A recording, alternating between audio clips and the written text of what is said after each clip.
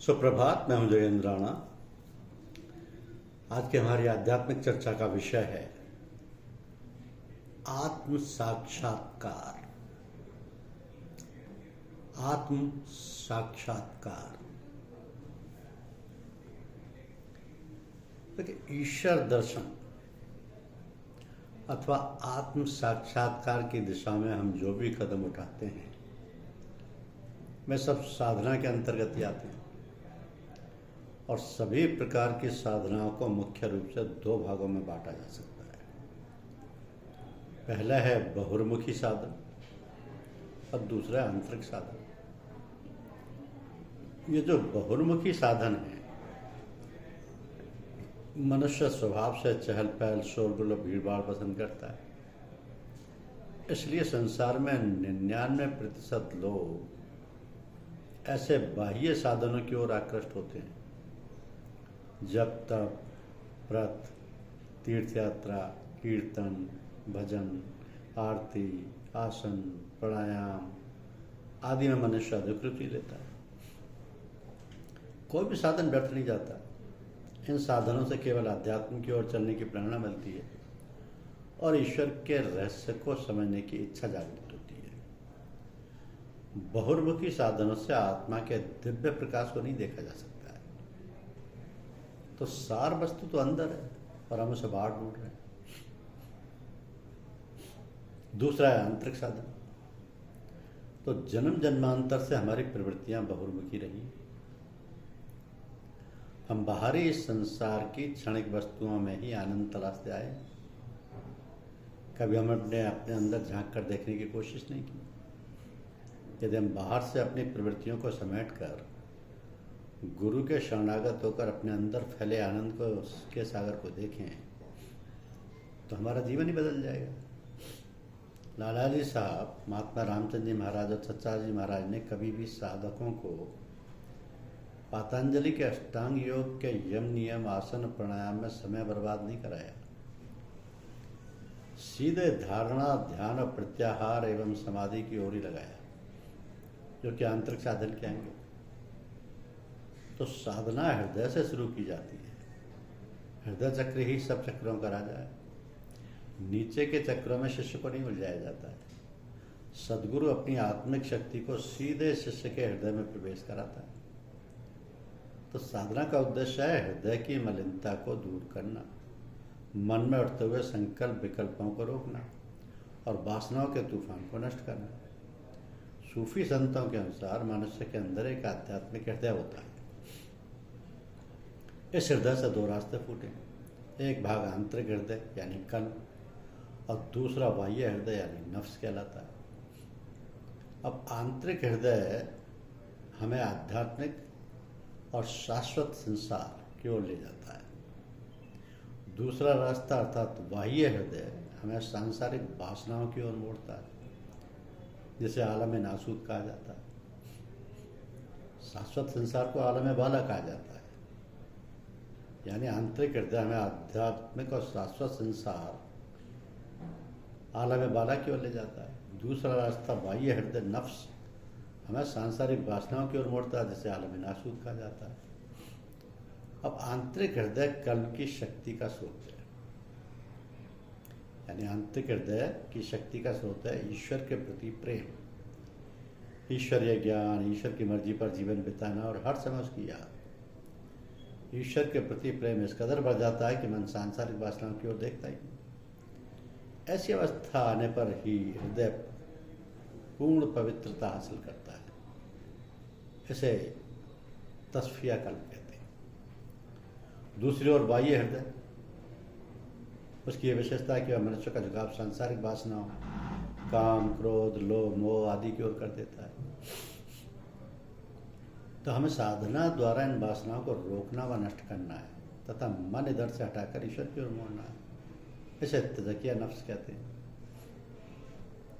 सूफी संतों ने जब जज और सलूक यानी ईश्वरीय प्रेम और ईश्वरीय ज्ञान को बहुत महत्व दिया है।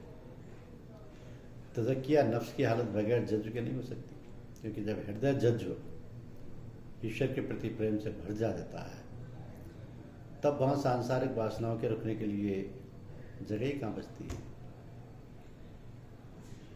इसी प्रकार सलूक यानी ईश्वर तत्व का ज्ञान, या जिसको बोलते हैं डिवाइन अवेयरनेस, इसका संबंध प्योरिफिकेशन ऑफ हार्ट से, तस्फिया कर्म से।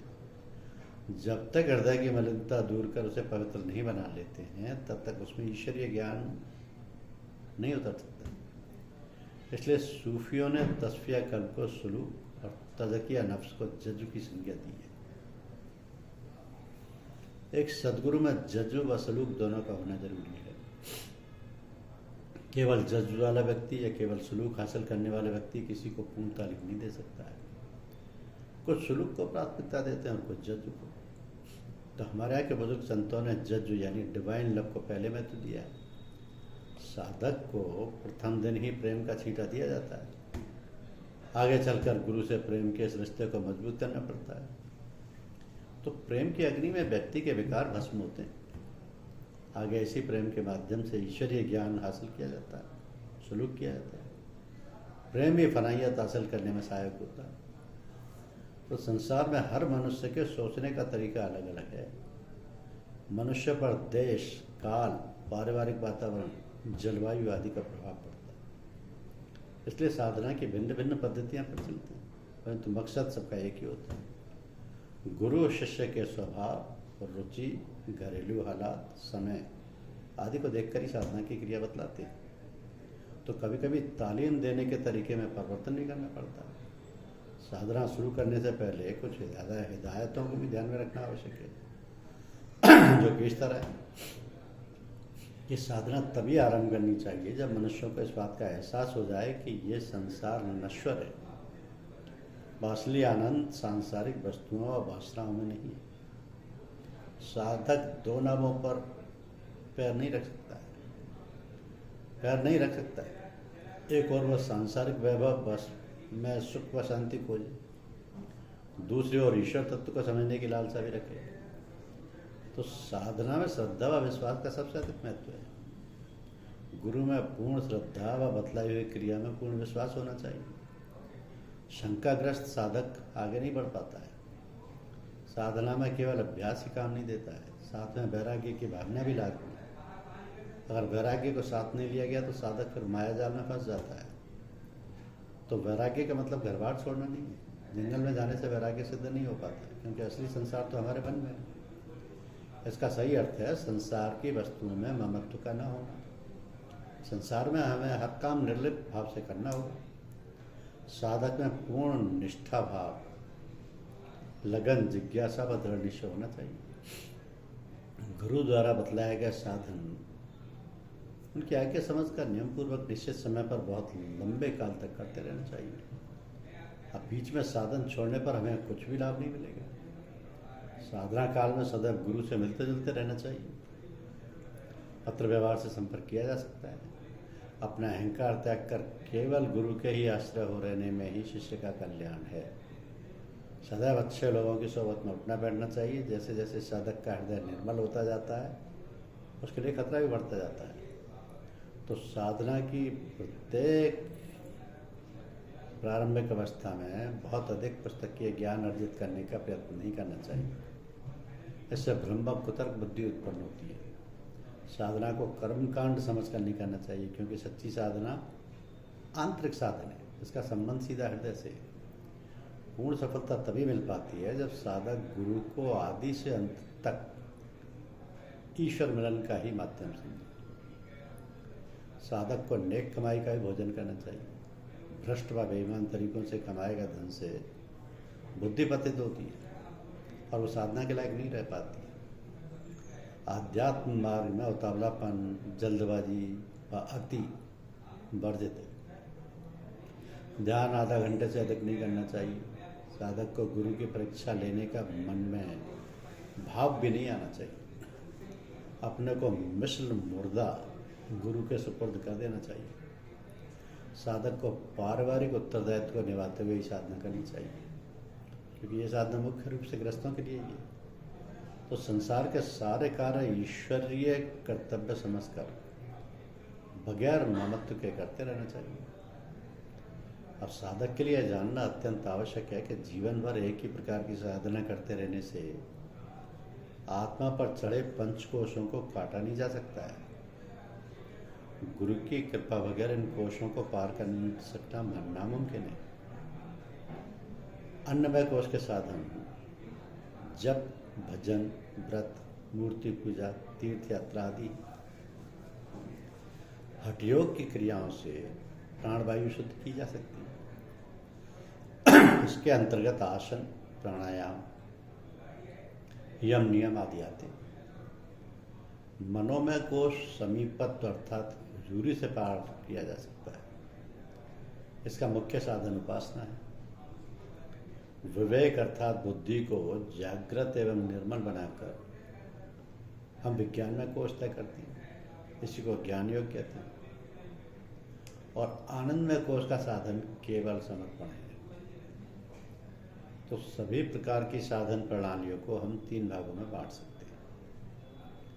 पहला है कर्मयोग। इसमें मनुष्य अपने को कर्ता समझता है और मन, इंद्रियों व शरीर को साथ लेकर साधना करता है। इसके अंतर्गत हठयोग, तंत्र मंत्र, जप, आसन, मुद्राएं आदि आती हैं।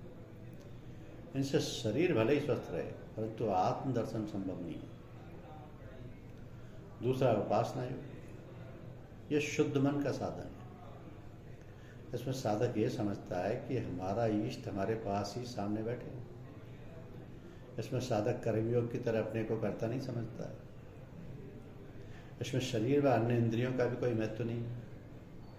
यांत्रिक साधन।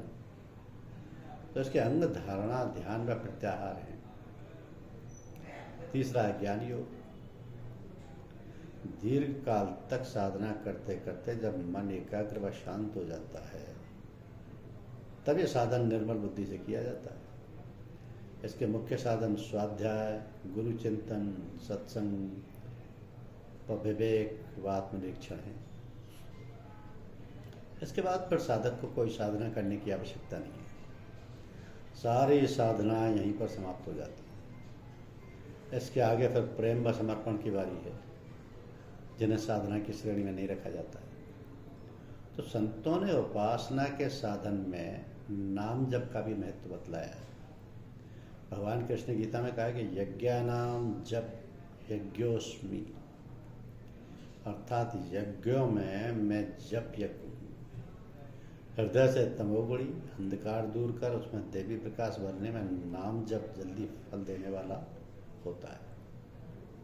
तो तुलसीदास जी कहते हैं कि राम नाम मणि दीप धर, जीह देहरी द्वार, तुलसी भीतर बाहिर जो चाहे सो जियार।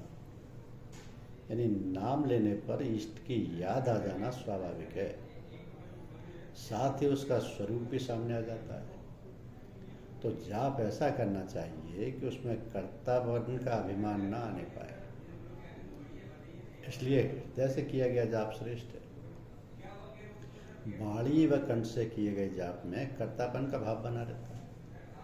हृदय से किए गए जाप में या तो मन से शब्द का उच्चारण किया जाता है या अंदर हो रहे ध्वन्यात्मक शब्द को सुना जाता है। तो बिना नाम व रूप के मन को एक ध्येय में नहीं बांधा जा सकता है। जाप में 2 अक्षरों का नाम ही श्रेष्ठ होता है।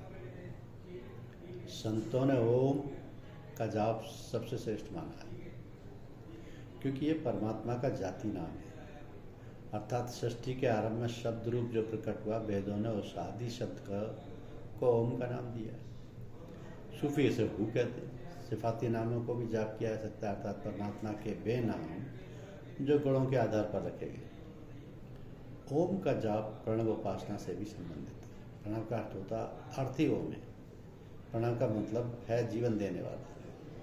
इस जगत का निर्माण आदि शब्द से ही प्रारंभ हुआ। तो शब्द ने जगत को प्राण व जीवन दिया, इसलिए इसे प्रणव कहा गया। संतों ने इसे ध्वन्यात्मक शब्द कहा, क्योंकि ये ध्वनि अर्थात सर्वप्रथम आत्मा से प्रकट हुआ।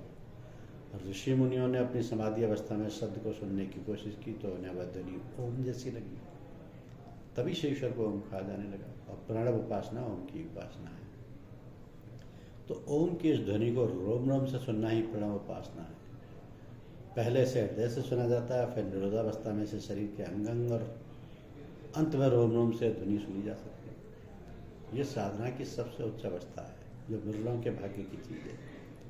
सूफी इस प्रणव ध्यान को सुल्तानुल अज़कार कहते हैं, अर्थात जापों का राजा। परंतु उनके अनुसार प्रणव में ओम के स्थान पर हु की ध्वनि निकलती है।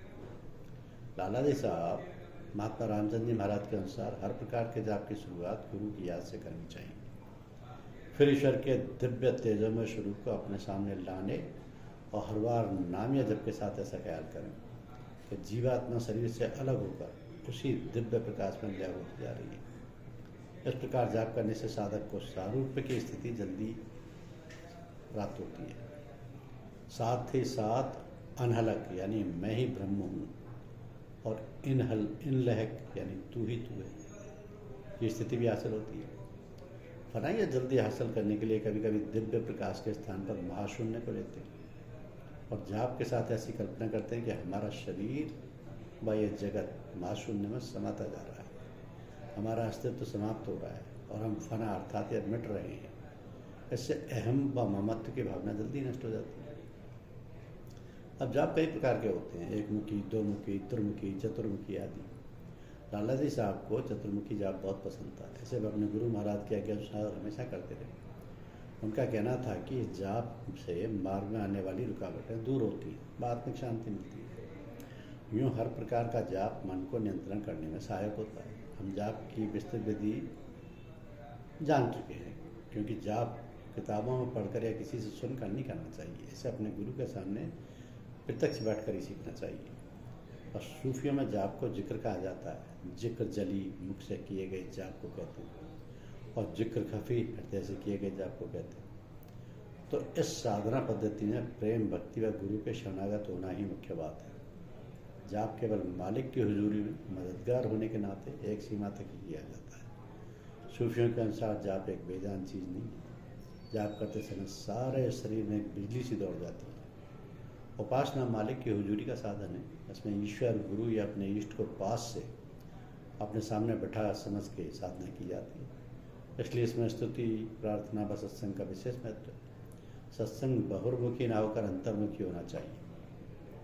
शास्त्रों में भक्ति के बताए गए भेदों में आत्मनिवेदन सबसे ऊंची व जल्दी फल देने वाली भक्ति है। यह भी उपासना का ही एक साधन है। इसमें साधक अपने को हर तरफ से अलग कर केवल गुरु अथवा ईश्वर सहारे अपने को छोड़ देता है। अपना अहम त्याग व पूरी तरह से ईश्वर के आश्रित हो जाता है। उसी के द्वार पर वह प्रतीक्षा करता है। संसार के हर पदार्थ व हर नाते रिश्ते से अपने चित्त को हटाकर केवल मालिक की ही मर्जी पर छोड़ देता है। यही ईश्वर प्राणिधान या ईश्वर परायण होना कहा जाता है। धन्यवाद।